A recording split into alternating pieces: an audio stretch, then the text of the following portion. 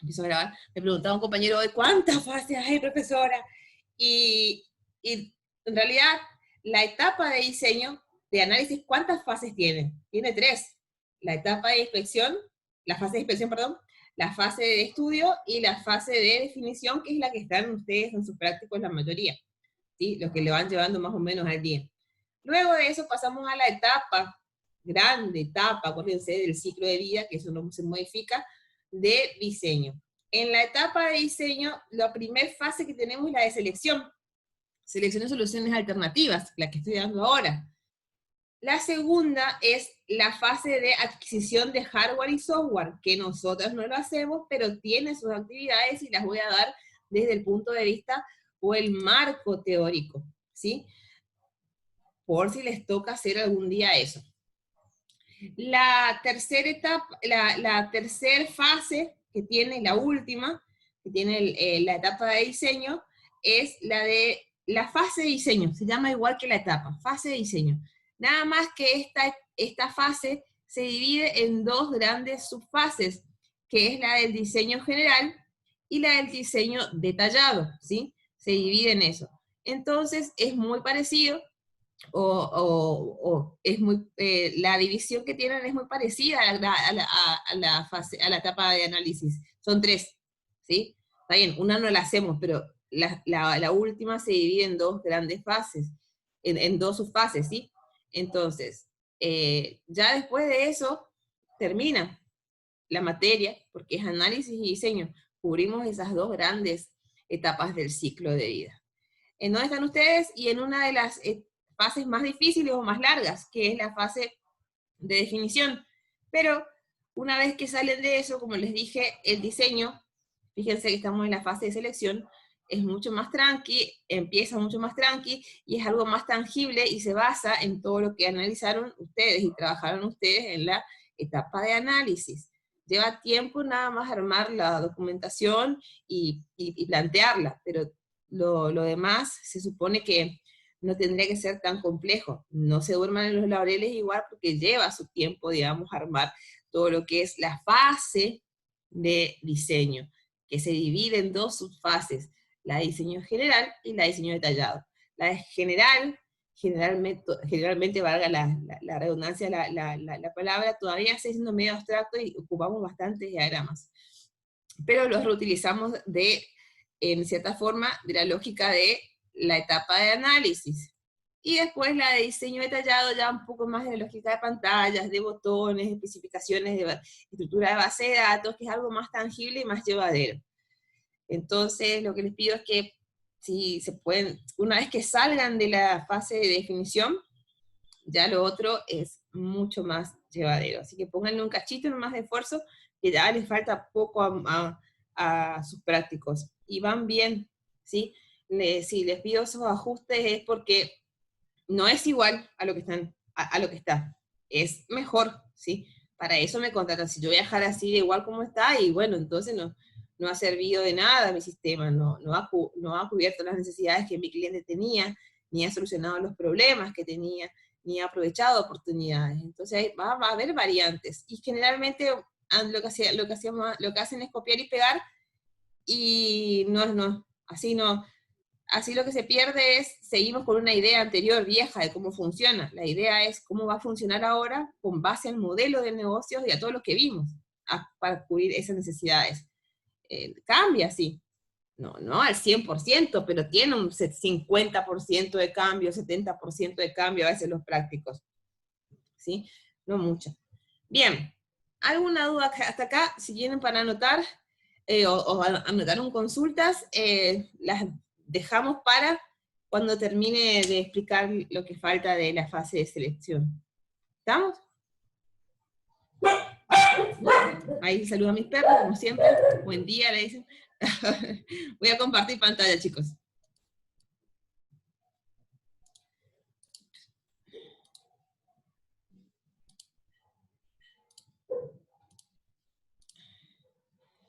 Acá. Habíamos quedado la otra vez en cómo especificábamos las soluciones alternativas, y decíamos que las soluciones alternativas contemplan, ¿sí? sí o sí las necesidades obligatorias. Aquella solución alternativa que no cumpla con las necesidades obligatorias que hemos establecido en la fase de estudio, o en mi lista de necesidades, perdón, que hemos clasificado, ¿sí? En la fase perdón, de definición, que hemos clasificado como obligatorias, aquella que no aparezca en la solución alternativa, que no contemple una necesidad obligatoria, se elimina, porque las obligatorias forman parte del corazón del sistema. Y más o menos planteamos soluciones, 3 mínimo, pido yo, alternativas para poder cubrir con esas necesidades que hemos clasificado en la fase de definición de la etapa de análisis. Qué trabalenguas esto, y que seguramente le debe estar comiendo la cabeza. Pero una vez que lleguen a esa matriz, se van a dar cuenta que esto es bastante similar, o sigue la misma línea. Bien, entonces, especificamos eso y armamos un combo de 3 soluciones, que algunas pueden contemplar solamente las obligatorias, otras pueden contemplar obligatorias deseables y una opcional, otras pueden contemplar todas las soluciones, ¿sí? Las necesidades, perdón, todas las necesidades, ya sea obligatoria, ya sea opcional, es la más completa, por ahí quizás no sea la más rentable, digamos, para el cliente, o la que no pueda pagar, pero bueno, se plantean todas las posibles soluciones, o los posibles, o las posibles, sí, soluciones alternativas que pueden ya tener. Esto lo hemos mostrado. Bien, ahora lo que tengo que hacer es analizar la viabilidad, y para eso buscaba criterios de análisis de viabilidad, y les mostraba la clase pasada cuáles eran los criterios que yo iba a tener en cuenta, que ustedes pueden agregar lo que ustedes consideren, respecto a los 4 puntos o 4 test de viabilidad que utilizamos, que se habla mucho de las actividades cruzadas, y acá lo hacemos, y acá en esta fase hacemos uso, y es la viabilidad técnica, desde el punto de vista técnico, ¿sí? ¿Qué voy a medir? Desde el punto de vista operativo, ¿qué voy a tener en cuenta para poder medir? Desde el punto de vista temporal, ¿sí? ¿Qué tiempo, desde ese punto voy a tener en cuenta? Y desde el punto de vista económico, obviamente, que todo esto siempre recae desde el punto de vista económico, pero tener en cuenta que parámetros de tipo económico, monetario, o que necesito para evaluar si es viable o no la solución. Una vez que tengo eso, vamos a pasar a la otra, voy a trabajar con mi análisis de viabilidad.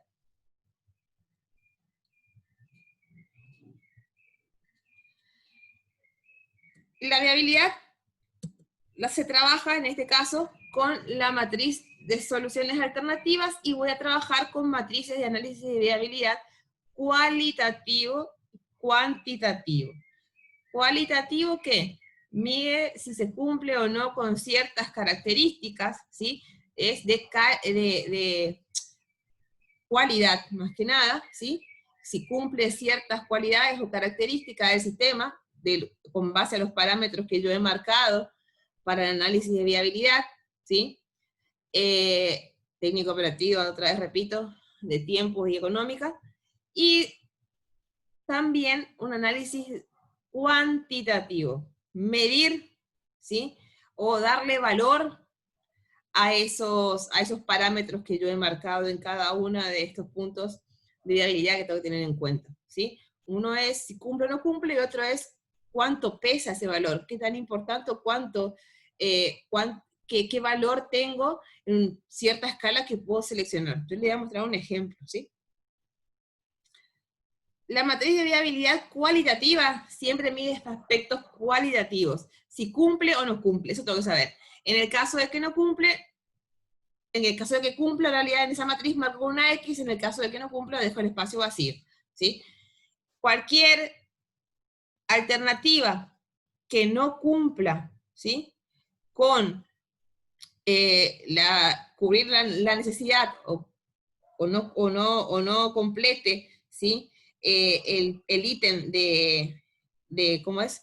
De viabilidad que yo he seleccionado para controlar, se descarta, ¿sí? Se descarta automáticamente esa solución porque no me está cumpliendo con algún punto en el análisis de viabilidad.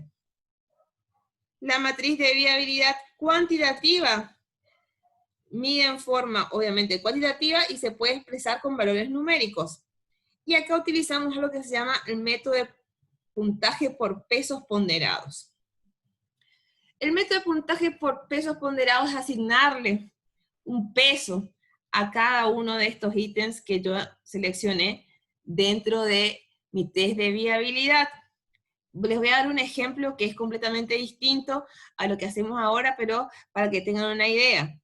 Los pesos ponderados se utilizan mucho en los posgrados, digamos, cuando hacemos un curso de posgrado, ¿sí? Para hacer un posgrado, generalmente se usa mucho lo que es los pesos ponderados. ¿Y qué es un peso ponderado? Voy a salirme de acá un cachito.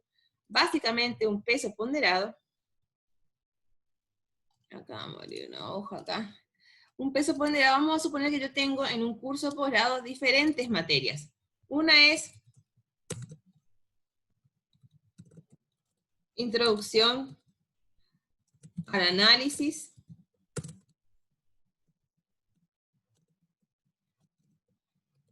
Otra es Estadística. Otra materia es Lógica Difusa. Y otra materia, vamos a suponer, Inglés Técnico, que tiene el curso de posgrado para poder comprender.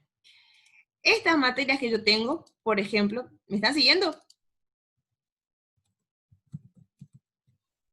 Sí, profe. Bien. Estas materias que yo tengo en un curso de posgrado, y obviamente que para el promedio, la nota final, sí que acá sí se tiene muy en cuenta eso, ¿sí? No tienen el mismo peso. Yo puedo decir que lógica difusa, ¿sí? Eso depende del criterio de cada uno o de qué curso está haciendo, es mucho más pesada o pesa mucho más en mi nota que, ¿qué cosa? Que un inglés técnico. Porque supuestamente si vos estás haciendo una carrera ya de posgrado, algo de inglés tienes que saber, pero se da una base, vamos a suponerlo así. Y obviamente que también es mucho más pesado que estadísticas, quizás sea un poco más pesada que inglés técnico. Entonces, yo para calificar, en ese caso, para calificar, se tiene en cuenta el peso de la materia. Va a pesar más la nota de una materia que tenga un peso más elevado que aquella que tenga un peso más pequeño. Si yo hago una escala del 1 al 5, bien, lo que yo puedo decir que en mis pesos ponderados, introducción al análisis puede ser que valga 3. 5 es el valor más alto, vamos a tener en cuenta, ¿sí? Que valga 3. Estadísticas puede valer 3. Lógica difusa, que es una materia propia que se da sobre ese tema de ese curso de posgrado y demás, tiene un peso mucho más alto porque es propio y relativo, es muy especializada esa materia respecto a lo que estoy dando. Inglés técnico, y vamos a hacer que es una base. Bien, vamos a hacer eso. Entonces, ¿qué pasa? Estas materias, vamos a sacar la nota, ¿sí? Bien, la nota que sacó, por ejemplo, esa persona en Introducción al Análisis, ¿sí? Vamos a suponer así, sacó un 6, en estadística sacó un 8, ¿sí? En lógica difusa sacó un 4, aprobó ahí, y en inglés técnico sacó un 10. Esta nota vamos a multiplicar por el peso ponderado que yo seleccioné para cada uno de estos casos, ¿sí? Entonces acá 18, 24, 20, 10. ¿Se entiende más o menos qué pasaría si yo solamente... Espero que me tome. No me toma acá. No.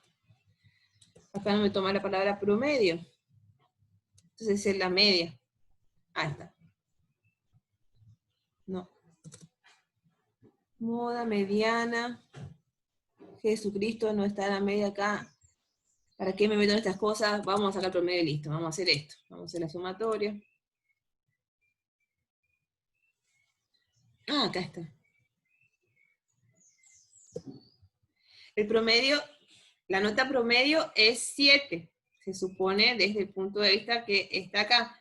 si yo trabajo con pesos ponderados,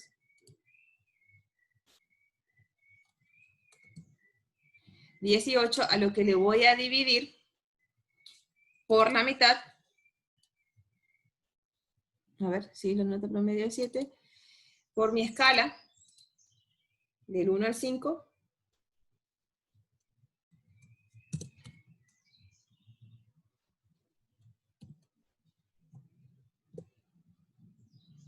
en realidad no se puede desaprobar tanto, pero el promedio va a ser redondeado a 4.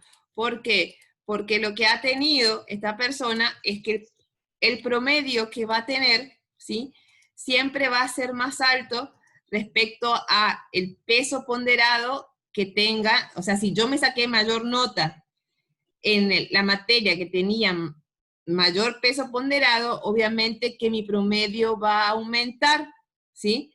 En el caso de que yo haya sacado mayor nota en una materia en el que peso ponderado sea muy bajo, no va a aumentar significativamente mi promedio. Se va a tener en cuenta siempre que el promedio se va a sacar con base a aquellas materias, por ejemplo, que tengan un peso más alto. Tienen en cuenta eso a la hora de trabajar con la nota final.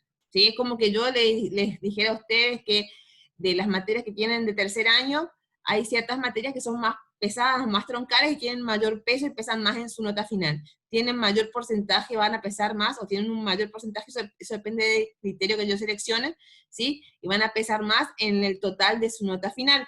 ¿Se entiende? Por ejemplo, puedo decir que esta valga un 30% de la nota final, esta valga un 50% de la nota final, y tener en cuenta eso. Para eso sirven los pesos ponderados. ¿Me siguen hasta ahí? Sí, profe. Bien, volviendo acá. Entonces, se trabaja en la matriz de habilidad cuantitativa con los pesos ponderados, con valores ponderados. Vamos a la siguiente. Vamos a la matriz. Bien, la primera entonces, la de soluciones alternativas de la y la viabilidad cualitativa, lo que yo pongo es, ¿se acuerdan que yo había puesto productividad? En la viabilidad técnica era la productividad, el tiempo de respuesta, necesidad de mantenimiento, fueron los ítems que yo clasifiqué o que yo seleccioné para tener en cuenta si cumplía o no la solución con esos criterios de viabilidad técnica. Si cumplía con esos criterios de viabilidad operativa, acá otra vez repito, yo marqué estos criterios, productividad, ¿sí? Tiempo de respuesta, fueron los ítems que yo seleccioné desde el punto de vista técnico que iba a tener en cuenta a la hora de analizar las soluciones. ¿Estamos? Entonces, bueno, acá les voy a poner productividad, la solución 1, a ver, ¿qué puse de productividad? Se evalúa el aumento de productividad de la empresa causado por el sistema. ¿Va a aumentar la productividad? Sí, sí. El tiempo de respuesta, me fijo entonces acá, ¿sí? El tiempo de respuesta, se evalúa la rapidez del sistema. ¿Tiene un rápido tiempo de respuesta? ¿Cuánto respecto al anterior? Por ejemplo, que yo calculo, y sí, va a tener un tiempo de respuesta elevado. Si alguna solución de estas, por ejemplo, una vez que hago mi análisis de viabilidad, no cumple, esta solución automáticamente se descarta, porque ya no es viable cualitativamente, no está cumpliendo con un criterio de viabilidad. Esta es una matriz sencilla, la otra también, claro, ¿eh? ¿Sí? ¿Me siguen hasta ahí? Sí, profe.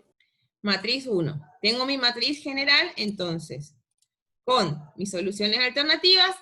De estas soluciones alternativas voy a evaluar la viabilidad con dos matrices, de viabilidad cuantitativa y cualitativa. Defino mis criterios de viabilidad para el análisis y los plasmo. Y cada una de las soluciones voy marcando si cumple o no cumple. No están separadas. Vamos con la segunda. La segunda es un análisis de viabilidad cuantitativo. Y acá es donde empezamos a trabajar con los pesos ponderados. Bien, por un lado, voy a sentarme con mi cliente, ¿sí? Y voy a evaluar o voy a poner valores ponderados a cada una de estos criterios que yo marqué de viabilidad. ¿Y cómo hago? El peso ponderado yo lo manejé, por ejemplo, acá en una escala del 1 al 5, ¿sí? Esa es la escala. 1 es el menor valor, o sea, más o menos importante, digamos, para él, y el 5 sí es importante para mi cliente. Entonces me siento y le pregunto a mi cliente, respecto a la productividad, ¿sí? Que considera el beneficio que va a obtener respecto a implementar, le pregunto, ¿usted considera qué valor le daría de la escala del 1 al 5 de importancia? Y mi cliente acá me dijo 4. Para mí es muy importante que tenga una productividad, que me aumente la productividad, ¿sí? Respuesta, respecto al tiempo de respuesta, el tiempo que va a tardar el sistema de hacer una respuesta a una petición, bla, bla, bla, me siento y hablo con él, en una escala del 1 al 5, ¿qué importancia tiene para ustedes eso? ¿Sí? Para su equipo, porque puede ser que sean varias personas, y él me va a decir del 1 al 5 cuánto, más vale que por ahí va a querer decir 5 a todo, pero tengan en cuenta que también hay que tratar de trabajarlo en conjunto y explicarles, ¿sí? Todo el tema de el análisis de viabilidad o por qué lo estamos haciendo, ¿sí? Entonces, si todos tienen el mismo valor de peso ponderado, estamos en el horno porque van a salir los mismos valores acá, en la mayoría de los casos, o parecidos, ¿sí? Entonces vamos a trabajar con eso. Vamos a sentarnos y definir con nuestro cliente los pesos ponderados.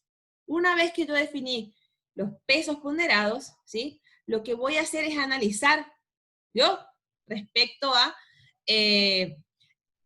los puntos de viabilidad, ¿sí? Que tenemos que tener en cuenta para cada una de estas soluciones. Y acá voy a asignar un valor en la escala del 1 al 3 con mi equipo, ¿sí? Si es bueno, regular, perdón, bueno o muy bueno. Entonces voy. La productividad en esta solución, que me falta poner acá arriba, que se me perdió ahí el solución 1, ¿no? Sí. Acá, solución 1 falta acá arriba, solución 1, ¿sí? La productividad en la solución 1, ¿qué tanto beneficia ahí? Más o menos. Entonces vamos a poner acá 1, ¿sí? El tiempo de respuesta en la solución 1, ¿qué tal es? Y es bueno. Entonces pongo 2, ¿sí?